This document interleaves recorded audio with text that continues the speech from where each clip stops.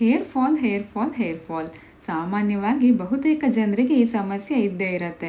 ಇದಕ್ಕೆ ಒಂದು ಒಳ್ಳೆ ಹರ್ಬಲ್ ಹೇರ್ ಆಯಿಲ್ನ ಹೇಗೆ ಮಾಡೋದು ಅಂತ ನೋಡೋಣ.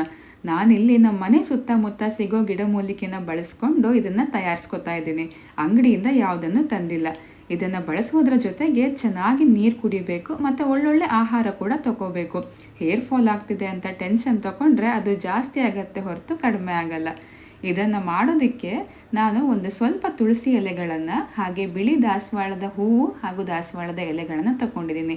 ಒಂದು ಚಮಚ ಆಗುವಷ್ಟು ಮೆಂತೆ, ಸಾಸಿವೆ, ಗರಿಕೆ ಹುಲ್ಲು, ಹಾಗೆ ಮೆಹಂದಿ ಎಲೆಗಳು, ಕರಿಬೇವಿನ ಎಲೆಗಳು, ಒಂದು ಅರ್ಧ ನೀರುಳ್ಳಿನ ತಗೊಂಡಿದ್ದೀನಿ.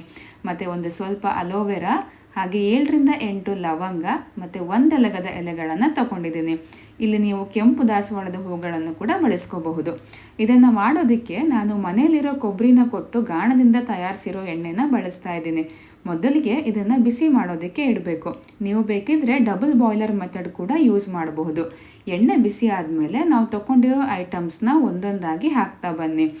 ಇನ್ನೂ ಕೆಲವರು 15ರಿಂದ 20 ಐಟಮ್ಸ್ಗಳನ್ನು ಹಾಕ್ಕೊಳ್ತಾರೆ. ಈ ರೋಸ್ಮೆರಿ, ಕಾಳು ಜೀರಿಗೆ, ನೆಲ್ಲಿಕಾಯಿ ಇದನ್ನೆಲ್ಲ ಬಳಸ್ಕೋಬೋದು. ಜಾಸ್ತಿ ಐಟಮ್ ಹಾಕಿದಷ್ಟು ಎಣ್ಣೆ ಜಾಸ್ತಿ ಅದಕ್ಕೆ ಅಂಟ್ಕೊಳ್ಳುತ್ತೆ. ಸೋಸ್ಕೋಬೇಕಾದ್ರೆ ಜಾಸ್ತಿ ಸಿಗೋದಿಲ್ಲ ಅಂತ ನಾನಿಲ್ಲಿ ಕಡಿಮೆ ಪ್ರಮಾಣದಲ್ಲಿ ಸಿಕ್ಕಿರೋವಂಥ ಗಿಡಮೂಲಿಕೆಗಳನ್ನು ಬಳಸ್ಕೋತಾ ಇದ್ದೀನಿ. ಇದನ್ನೆಲ್ಲ ಹಾಕಿ ಒಂದು 10ರಿಂದ 15 ನಿಮಿಷ ಸಣ್ಣ ಊರಿನಲ್ಲೇ ಬಿಸಿ ಮಾಡಬೇಕು.